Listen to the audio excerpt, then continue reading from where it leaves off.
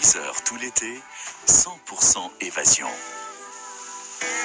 Et sans transition non plus, Oui. 100% évasion. Sur France Bleu, Belfort-Montbéliard, nous nous envolons vers l'aérodrome de Chaux ce matin et nous allons découvrir les 5 clubs qui nous permettent de choisir un moyen de transport dans les airs. Bonjour Emmanuel Sabatier. Oui, bonjour Alexandra et bonjour à tous et à toutes. Oui, effectivement, on va voler ce matin avec des passionnés d'aviation, mais pas uniquement. Vous allez comprendre pourquoi on est à l'aérodrome de Chaux. À l'aérodrome, il y a l'aéroclub qui regroupe plusieurs clubs de passionnés. On va parler ce matin de l'association Belfortaine de vol à voile, de l'association Belfortaine de vol à moteur. On va s'apercevoir aussi qu'il y a une association d'aéromodélisme. Ils sont 5 clubs ici à se partager cet aérodrome qui est un lieu un petit peu historique dans le territoire de Belfort. Aérodrome qui s'est créé en 1917. On aura sans doute l'occasion d'en parler avec Marc Dumas qui lui connaît bien l'histoire de cet aérodrome. Il fait partie de l'association Belfortaine du vol à moteur. Donc 1917, l'aérodrome est là. Et puis après, ça a évolué vraiment avec des grands moments, des grands temps forts. Donc on va voyager dans le temps et puis on va observer un petit peu le territoire de Belfort et les environs depuis le haut. Avec l'aéromodélisme, c'est un autre délire, on va dire. Oui. On reste au sol et on regarde depuis le sol voler un avion miniature. C'est vraiment intéressant de regarder soit d'en bas le haut ou d'en haut le bas. Et c'est ce que vont nous expliquer tous ces passionnés.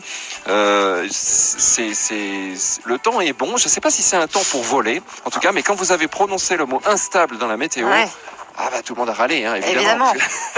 Je suis désolée. Oui, je n'ai pas parlé de la montgolfière, mais il y a le Ballonning Aventure qui fête ses aussi 30 ans cette année. On va rencontrer Jean Becker et Gérard qui font partie du club. Je sais que Jean connaît bien les techniques de météo. Il va tout nous expliquer dans quelques instants. En tout cas, il va nous parler du Ballonning Aventure. Et Gérard, par exemple, n'est pas pilote, lui, de montgolfière. Et donc, il va pouvoir nous apporter son témoignage parce qu'il fait partie de l'association. On peut très bien faire partie de l'association sans être pilote. Et il va nous faire part de son témoignage dans quelques instants. Allez, à tout de suite sur France Bleu, Belfort-Montbéliard. Bonne matinée. Jusqu'à 10 heures tout l'été, 100% évasion. Alors, Emmanuel Sabatier, à Chaux, je crois que vous êtes en train de discuter avec Jean Becker, c'est bien ça ? Non, j'ai pas chaud, Alexandra. Non, non, nous sommes à Chaux, effectivement, à l'aérodrome. Je rappelle les dates clés de cet aérodrome. 1917, création de cet aérodrome. 1924, l'aéroclub avec un hangar et un espace qui va nous permettre de faire plutôt de la mécanique militaire d'aviation. Et puis 1931, à peu près, les premiers vols. Le hangar qui se situe ici, c'est un hangar qui date aussi, qui est historique, qui date des années 50. Mais tout ça, on fera le point sur l'historique avec Marc Dumas dans quelques instants. Bonjour Jean Becker. Bonjour. Ballonning Adventure qui fête ses 30 ans cette année, l'association donc de vol en montgolfière, c'est ça ? Exactement, c'est la pratique de l'aérostation. Ici, ça fait partie donc des 5 clubs de l'aérodrome. On peut pratiquer. Donc vous êtes de l'autre côté de la piste. Nous, voilà, on n'est pas sur Chaux, on est sur La Chapelle-sous-Chaux. Voilà, c'est l'autre côté du terrain. Et puis vous êtes alors par rapport aux autres, vous n'êtes pas dépendant à un terrain de décollage en particulier. Vous vous adaptez à la météo. Vous pouvez vous déplacer. Vous avez les véhicules adaptés, la remorque, et puis vous êtes itinérant, vous. Oui, on est un peu les nomades de l'aviation. Mais bon, d'être basé sur un terrain avec d'autres clubs, on est dans un milieu aéronautique, donc on peut échanger nos idées. Et l'histoire de la CBR, c'est bien 5 associations différentes, mais toutes rattachées à l'aéronautique. Alors, ce matin, on voit les aéromodélistes qui font voler leurs avions. Eux, ils ont la chance de voler. Par contre, vous... Alors nous ce matin, c'est râpé parce que on dépend à 100% de la météo. Il faut des vents calmes. Bon, du ciel bleu, c'est évident pour faire des photos.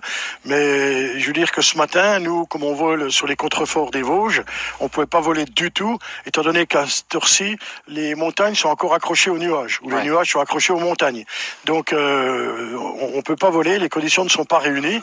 Et en plus, il y a un petit vent d'ouest, je dirais de de 20 km/h, donc ce qui n'est pas recommandé non plus pour voler avec des gens qui ne connaissent pas le ballon. Alors, Ballonning Aventure et France Bleu, c'est une histoire de longue date, hein, Jean Becker. Il est arrivé qu'on lance des départs depuis la radio, hein, Radio Départ avec France Bleu, évidemment. Nos auditeurs ont parfois gagné des vols aussi, parce que ça, c'est une pratique. Je pense que les 5 clubs aiment partager leur passion. Hein. Oui, absolument. Hein, on est toute association, c'est les gens qui sont passionnés pour faire partie de l'association. Et bien sûr, nous, on partage, je dirais, tout ce qu'on ressent dans le vol en montgolfière, que ça soit au sol ou en l'air, puisque on a bien souvent plus de temps en voiture avec la remorque que de temps de vol. C'est ça. Hein, parce qu'un vol en ballon, en général, ça dure 1 heure. Ouais, bon, 1h30, quand les conditions sont bonnes, et puis qu'on peut pas se poser avant. Alors les sensations sont assez particulières. On va en parler avec Gérard, qui a rejoint l'association il y a 4-5 ans. Bonjour Gérard. Bonjour à tous. Alors vous n'êtes pas pilote. Jean est pilote. Moi j'ai des souvenirs avec Jean en tant que pilote. Hein. Il a fallu courir après la nacelle parce qu'il partait sans moi. mais on y est arrivé, Jean, sans aucun dommage. Vous avez fait votre premier vol en montgolfière, et c'est ça qui vous a donné peut-être envie de rejoindre l'association? Pas vraiment. J'ai remplacé un ancien collègue. Il m'a demandé si je voulais venir rendre service. Et depuis 5 ans, depuis 2016, je participe à l'association. Et ouais, vous donnez un coup de main. En tant que récupérateur. Voilà, c'est ça. Parce que quand on fait la montgolfière, il faut des gens au sol, il faut des gens en l'air. Faut suivre le ballon. Ouais. Vous êtes déjà monté quand même dans la montgolfière. Ouais. Ouais. La sensation, alors comment on pourrait la décrire pour les auditeurs de France Bleu qui ne l'auraient jamais vécu? Déjà, on passe de 0 mètre à 800 mètres en quelques, pas secondes, mais en moins de 5-6 minutes, quoi. C'est formidable.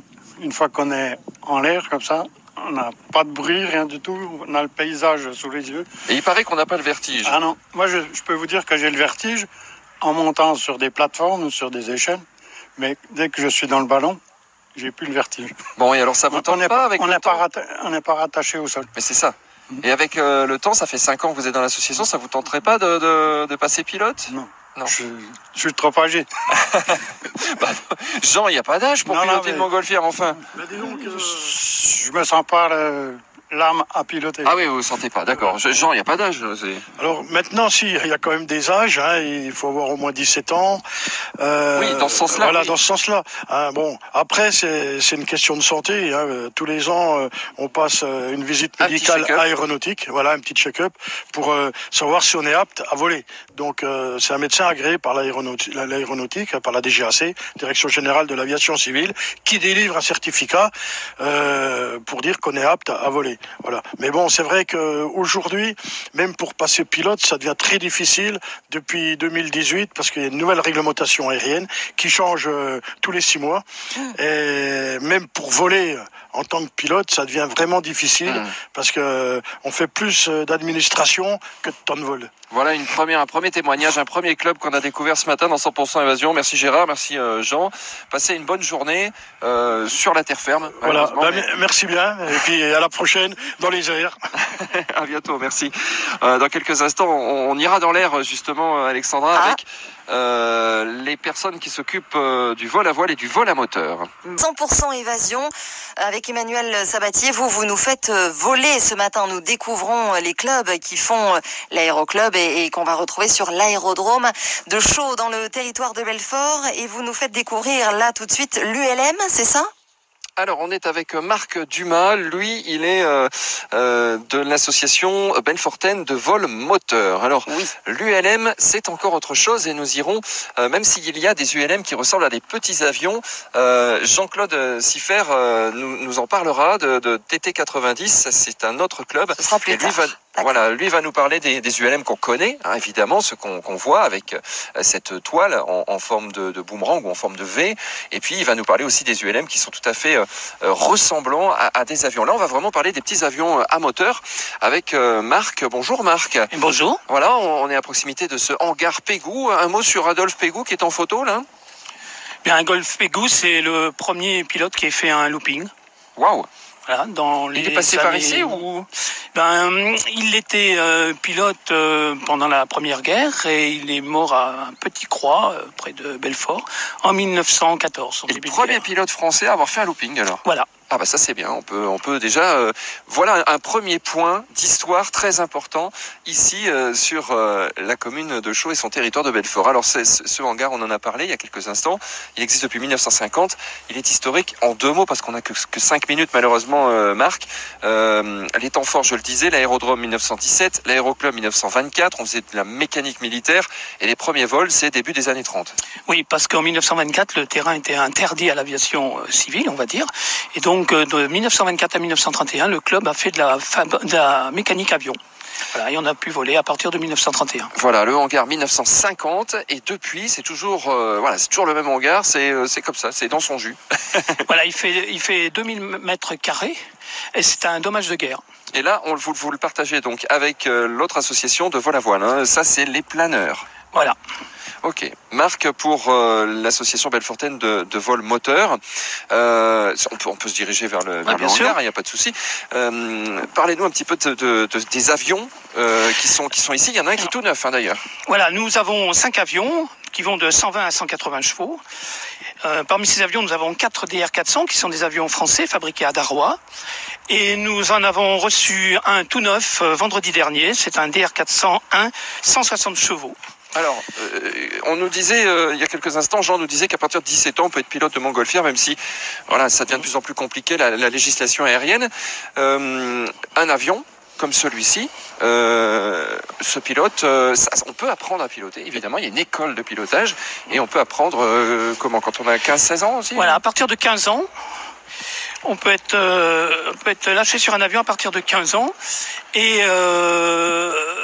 nous avons, 25 élèves en formation. D'accord, donc vous faites école de pilotage. Bien sûr, voilà. Nous avons 4 instructeurs. Un avion comme ça, on en parlait il y a quelques instants avec Alexandra, qu'est-ce qui différencie un avion comme celui-ci et un ULM qui ressemblerait, parce qu'il est caréné, qui ressemblerait quand même à un petit avion comme celui-ci. C'est déjà la puissance. C'est principalement le poids.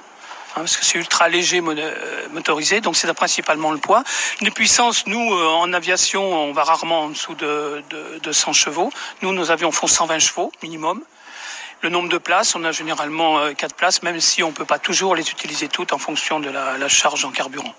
Avec un petit avion comme ça, par exemple, on pourrait imaginer, puisque là on est en plein été, en pleine vacances, on pourrait imaginer partir en Corse, et ça irait très très bien. On arrive en Corse avec un petit bagage, on est 2 ou 3 dans l'avion, et ce serait possible. Voilà, c'est ça. Alors pas avec n'importe lequel. Dans cette hypothèse-là, il faut prendre le plus puissant de chez nous, le 180 chevaux. Il est capable d'aller jusqu'à Figari. Ah oui, c'est pas mal ça. Et après, comment ça se passe? On est accueilli dans un autre aéroclub à Figari, on signale qu'on arrive, et à Figari on nous accueille, on peut garer son avion, comment ça se passe? On dépose des plans de vol généralement. À l'arrivée, on stationne sur le tarmac. Et de là, on a la liberté totale, un peu comme si on était stationné sur un parking payant quelque part. Marc, les routiers, quand ils se croisent sur la route, ils se font des signes. Les motards, c'est pareil. Les vieilles bagnoles, c'est pareil. Est-ce que les avions, quand on arrive dans un aéroclub, il y a ce côté un peu solidaire, sympa, c'est ce partage de passion, le même? Ouais, le partage de passion, il est clair. On aime aller dans les autres aérodromes et voir les gens des aéroclubs. Et généralement, c'est vrai qu'on a de grands échanges. Vous êtes allé où, vous, le plus loin possible avec un petit avion comme ça? Ça vous arrive de voyager de temps en temps? Là, quand vous partez en vacances, vous, c'est classique, vous prenez l'avion? Non, pas toujours, mais je suis effectivement allé déjà en Corse avec pas cet avion-là, mais un autre du club. Très bien, écoutez, merci pour votre témoignage. Marc, dans quelques minutes, on donnera aussi la parole à Emmanuel Bodez, qui lui est président de l'association Belfortaine de vol à voile, donc les planeurs qui partagent le hangar Pégou, ici à Chaux. On en voit un là-bas au fond, c'est ça Marc, vous me confirmez? Voilà. Ouais. Très bien, donc là pas de moteur sur les planeurs, on verra comment ça décolle un planeur du coup, c'est une technique bien particulière. Oui, effectivement, Emmanuel Sabatier, 100% évasion, merci de nous proposer ce voyage. Ce matin sur France Bleu Belfort-Montbéliard, nous allons planer. Et c'est avec Emmanuel Sabatier en direct de l'aérodrome de Chaux. Quel est cet appareil qu'on entend là au loin, Emmanuel? Je crois que c'est un ULM qui, comme on le disait avec Marc Dumas il y a quelques instants, ressemble à un petit avion parce que c'est un ULM qui est caréné. Il va vraiment falloir qu'on nous explique quelle est la différence entre un ULM et un petit avion comme celui-ci.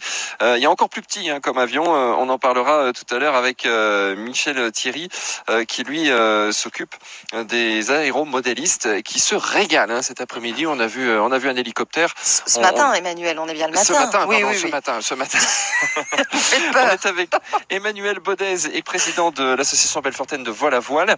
Donc vous partagez, Emmanuel, le hangar Pégou avec le vol moteur. Absolument. Marc Dumas, bonjour à tous. Bonjour. Alors là, pas de bruit. C'est la zénitude totale. On fait du yoga quand on rentre dans un planeur. C'est vraiment... Là on est un oiseau. Voilà, le planeur, le principe du planeur, c'est un vol avec un aéronef sans moteur. C'est des aéronefs extrêmement profilés, vous pouvez les voir au fond, là, et qui sont très bas. Une aérodynamique très poussée qui leur permet de rester en l'air longtemps, parcourir de grandes distances sans utiliser aucune autre énergie que l'énergie de la nature, c'est-à-dire les courants ascendants qui vont être générés soit par le soleil, qui vient chauffer la terre et qui vient réchauffer l'air, soit par les vents, éventuellement sur les reliefs comme les Vosges. Ici, on peut obtenir des conditions de vol en utilisant le vent également. Alors on voit bien que selon le club, ici à l'aérodrome, les conditions météo conviennent à l'un et pas forcément à l'autre. Le vent étant l'ennemi de la montgolfière, le vent n'est pas forcément l'ennemi du vol planeur. Voilà, pour pas qu'il y en ait trop, évidemment, on l'imagine. Quelle sensation on a quand on est dans un planeur? Est-ce qu'on vole à quelle altitude? Alors les altitudes courantes auxquelles on vole ici, c'est entre 1500 et 3500 mètres à peu près. On peut monter très très haut. D'accord. Les sensations en planeur, c'est d'abord qu'on est dans un espèce de cockpit très profilé. On est deux là-dedans? On peut être à deux. On a des biplaces et des monoplaces. Ouais. Et donc on est presque allongé à l'intérieur du planeur parce que c'est très très bas au niveau du cockpit. Et puis la première impression, c'est le silence. Eh oui. On peut se parler comme on se parle ici. Il n'y a pas de casque, il n'y a pas de micro. On a juste le bruit du vent. Un planeur se déplace à peu près à 100 km/h dans l'air. Donc on a juste un petit bruit, un petit feulement aérodynamique autour de soi. Et donc c'est ça qui est extraordinaire de ce point de vue-là. Tant qu'il y a du vent, on vole avec un planeur. Absolument. Alors comment on décolle par contre? Parce que pas de moteur, donc système un petit peu particulier. Alors on a sur Belfort Show là ici, on a deux moyens de mise en l'air, de décollage. Le premier, c'est d'utiliser un petit avion qui concrètement chez nous est un ULM qui va en fait tirer le planeur avec un câble sur environ 5 à 10 minutes pour le placer à une altitude d'environ 1000 mètres et ensuite le planeur devra évoluer par lui-même. Donc là vous faites appel à TT90 Non, parce que on est autonome parce que c'est un mode de lancement assez technique.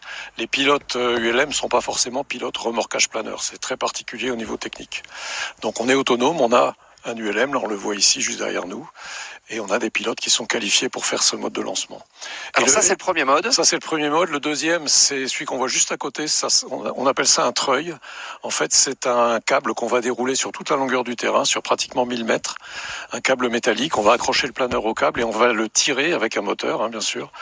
Ça dure environ 30 secondes, donc c'est extrêmement court, et on fait une montée pratiquement à 45 degrés du planeur, c'est assez spectaculaire. Ouais. C'est un peu le principe du lance-pierre, en gros. Je dirais du cerf-volant, voilà. Cerf-volant qu'on tirerait derrière soi. C'est plus cool. C'est plus cool. Et ça permet en 30 secondes de se retrouver à peu près à 400 mètres de hauteur du terrain. Et là aussi, après, le planeur doit se débrouiller, le pilote du planeur doit se débrouiller pour évoluer et rester en l'air en utilisant les courants ascendants. Donc côté zen, là-haut, mais décollage avec des sensations, j'imagine. Mais toujours des sensations. L'aéronautique, c'est de la sensation. Quelle que soit l'activité, c'est des sensations, bien sûr. Est-ce qu'on peut piloter un planeur dès le plus jeune âge, comme on l'a vu avec Marc, qui nous a parlé à 15 ans, on peut piloter un petit avion? Tout à fait. La formation, je parle sous contrôle de Jean Denis, là, qui m'accompagne, qui est instructeur, ça commence à 14 ans. Et on peut passer son brevet à partir de 16 ans. On a 9 élèves chez nous cette année. Il y en a un qui vient d'avoir ses 16 ans. Donc c'est pour vous dire qu'effectivement...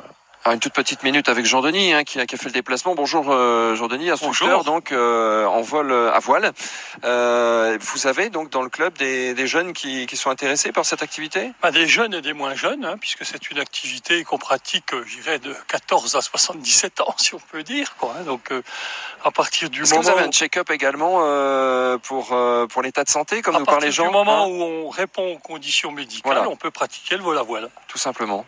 au même titre qu'on peut pratiquer l'ULM, l'avion. On doit passer une visite médicale et voilà. Vous, cette passion vous suit depuis combien de temps? Oh, elle me suit depuis l'âge de 16 ans où j'ai démarré ici.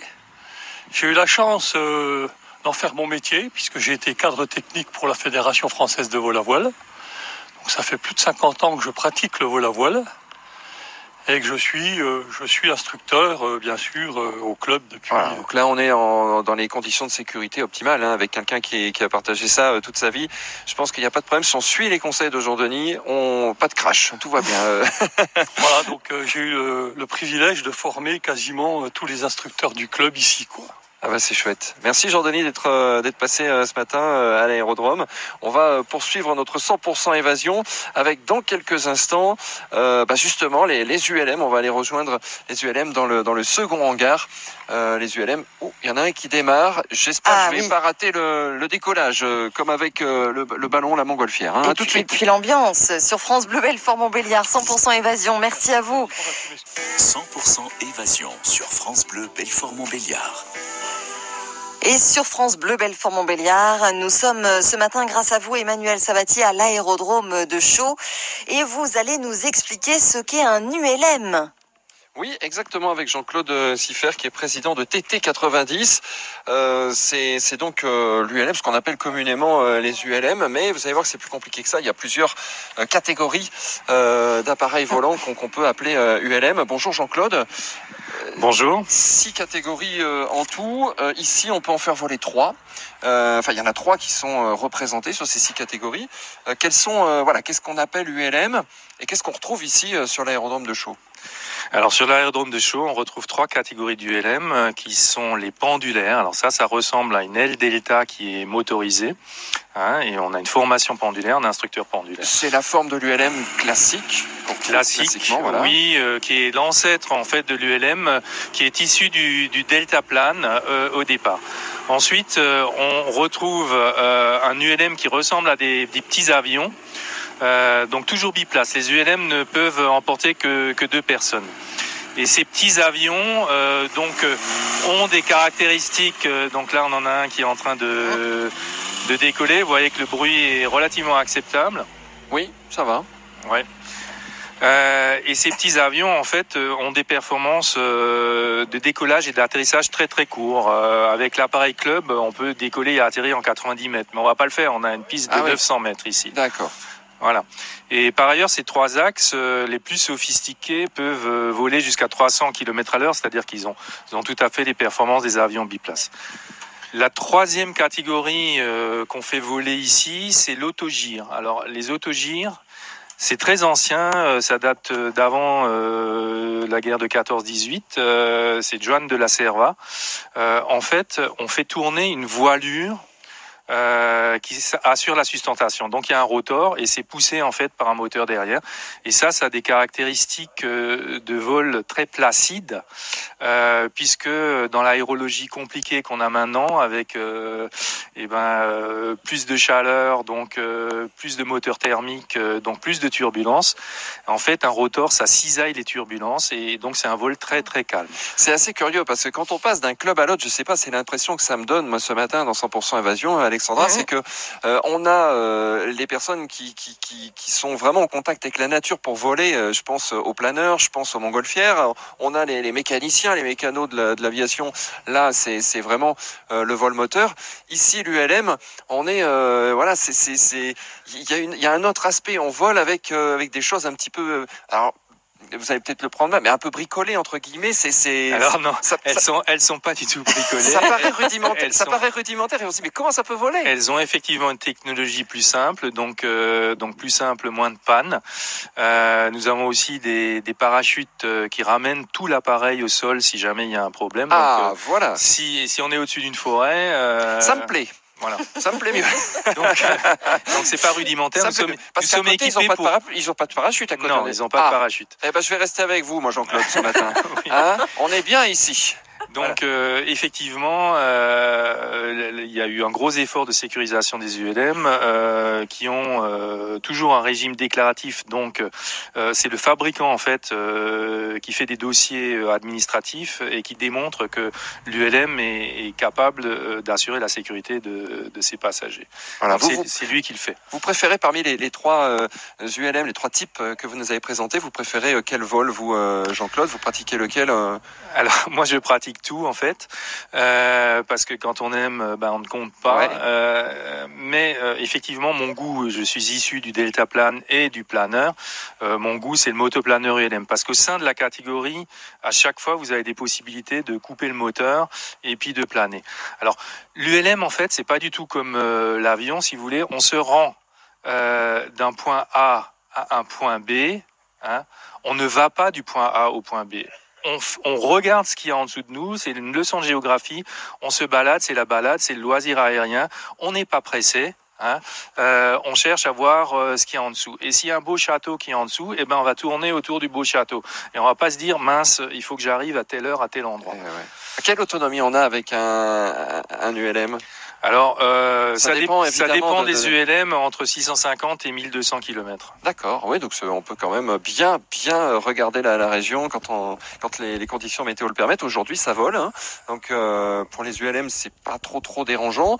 Vous me disiez aussi tout à l'heure, en quelques minutes, Jean-Claude, que l'ULM est arrivé juste après le deltaplane. En fait, on a simplement mis un moteur sur un deltaplane pour faire un ULM. C'est peut-être pas si simple que ça, mais... Oui, tout au début des années 80, la fédération Vol Libre s'est séparée de la fédération ULM. Enfin, il y a une création pour tenir compte des spécificités du vol motorisé. Alors, le vol motorisé, ça va plus loin, ça va plus vite, ça navigue aussi dans des zones aériennes contrôlées. On a ce qu'on appelle les transpondeurs, tout comme les avions. On peut atterrir sur des aérodromes internationaux, si on a le droit. Mais il faut vraiment voir ça sous l'aspect du loisir. Hein. C'est un loisir qui est devenu peu coûteux. On fait un brevet pour un jeune de moins de 25 ans au prix d'un permis voiture. Et ça va être le double pour un adulte. Mais pourquoi? Parce que on dit que plus, 15 ans, 15 heures de vol, et puis 60 ans, 60 heures de vol pour avoir le brevet. L'association Belfortaine de vol à moteur nous disent un voyage en Corse pour les vacances, c'est tout à fait possible. Est-ce qu'avec un ULM, on pourrait imaginer partir en vacances, se poser dans un aérodrome et puis profiter de quelques jours de vacances en Corse? Est-ce qu'on aurait techniquement les moyens de traverser la France? Alors techniquement, on a les moyens de traverser la France. Parmi nos pilotes, il y en a qui le font. On peut survoler la mer assez régulièrement. On peut survoler la mer avec les mêmes conditions de sécurité que les avions, c'est-à-dire des brassières de sauvetage. Et puis selon la finesse, c'est-à-dire la capacité de planer de l'ULM, vous allez peut-être avoir besoin d'un canot de sauvetage, comme les avions d'ailleurs. Donc c'est du matériel qui est très léger, mais qui est bien entendu encombrant.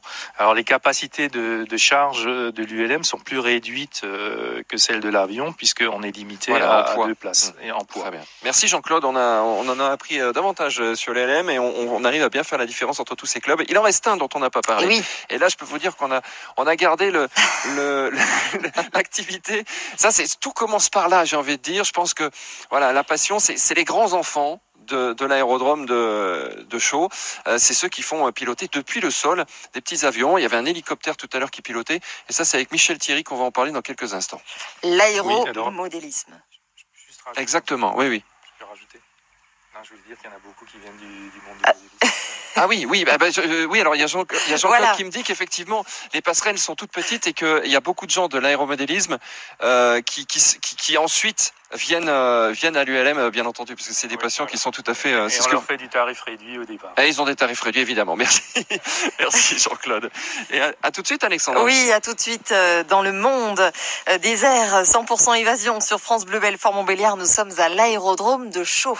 100% évasion à l'aérodrome de Chaux. Emmanuel Sabatier, je crois qu'on n'est pas au bout de nos surprises. On va faire voler une 2 chevaux. C'est quoi cette histoire? Tout est possible. Mais elle vole sous mes yeux. Alors là, vous me croyez ou non, il y a une 2 chevaux qui vole à l'aérodrome de Chaux. Alors elle est un peu plus petite qu'une 2 chevaux normale, hein. Ah, Mais comment voilà. on arrive à faire voler une 2 chevaux? On va demander à Michel Thierry, qui est le responsable de l'association, le Model Air Club de Belfort. Bonjour Michel. Bonjour Emmanuel, bonjour à tous. Je ne rêve pas, on est bien d'accord. Il s'agit bien d'une 2 chevaux. Il s'agit bien d'une 2 chevaux. De couleur jaune. De couleur jaune qui a demandé beaucoup de mise au point. Oui. Sans pour doute. arriver à un vol pratiquement comme un avion. Comme quoi tout peut voler. Tout peut voler en aéromodélisme. Voilà, tout peut voler. Alors là, on a des planeurs, on a des avions, on a même des hélicoptères, on a des drones. L'aéromodélisme, c'est une grande famille. Tout le monde peut participer, même les drones, parce que ça, c'est à nouveau à la mode. Les drones, on en voit de plus en plus. Et ça doit vous attirer peut-être un petit peu de nouveaux membres. Eh bien, effectivement, le drone attire beaucoup. Mais les aéromodélismes pratiquent essentiellement l'avion à moteur, le planeur, l'hélicoptère et puis d'autres catégories où il y a moins de monde. Mais le drone fait effectivement partie des activités d'aéromodélisme. Est-ce que les aéromodélistes sont des personnes qui ont le mal de l'air, qui ont le vertige ou pas du tout? Ou alors ce sont des grands enfants?